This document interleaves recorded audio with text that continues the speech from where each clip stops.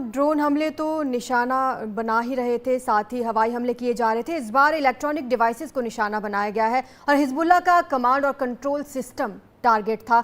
बड़ी संख्या में वॉकी टॉकी जमा किए गए थे। इजरायल से संभावित युद्ध होने में ये इस्तेमाल हो रहे थे। हिजबुल्लाह में भ्रम और डर फैलाना इसका मकसद हो सकता है, ऐसा भी कहा जा रहा है। इनके इस्तेमाल को लेकर खौफ पैदा करना भी एक मकसद हो सकता है। डिवाइसेस से डरे तो संचार नेटवर्क खत्म हो जाएगा, ऐसा भी दावा किया जा रहा है। उमा, बड़ा सवाल ये है कि क्या सिर्फ डर पैदा करना ही इस हमले का एक मकसद था?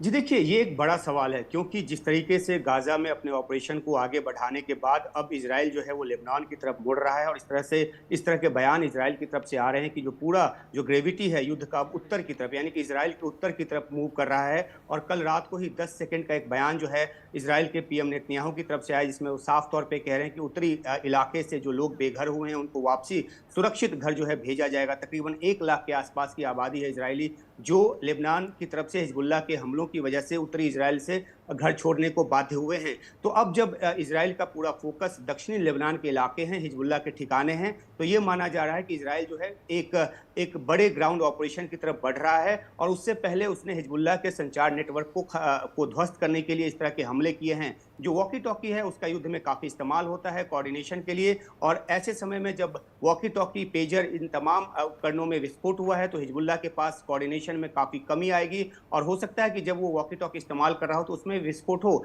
तो हिजबुल्लाह के आत्मविश्वास को इन हमलों ने एक तरह से तोड़ दिया है। बड़ा सवाल यह है कि आखिरकार वो किस तरह के संचार उपकरणों पर अब भरोसा करेगा। रेडियो फ्रिक्वेंसी से चलता है इस तरह का संचार उपकरण, और इसको हैक कर पाना जो है वो मुश्किल माना जाता था। लेकिन अब जब इजराइल, क्योंकि बार बार इजराइल का नाम आ रहा है, इजराइल ने अपनी तरफ से इस बात की तस्दीक नहीं की है, लेकिन अमेरिकी अधिकारियों के हवाले से भी रिपोर्ट किया गया है कि इन हमलों के पीछे इजराइल ही है। तो इजराइल जो एक हमले की तैयारी कर रहा है दक्षिणी लेबनान में खासतौर पे, उसके पहले उसके संचार नेटवर्क को ध्वस्त करना उसका मकसद लगता है। और इसलिए खासतौर पे इन उपकरणों को निशाना बनाया गया, इन उपकरणों के जरिए धमाके किए गए।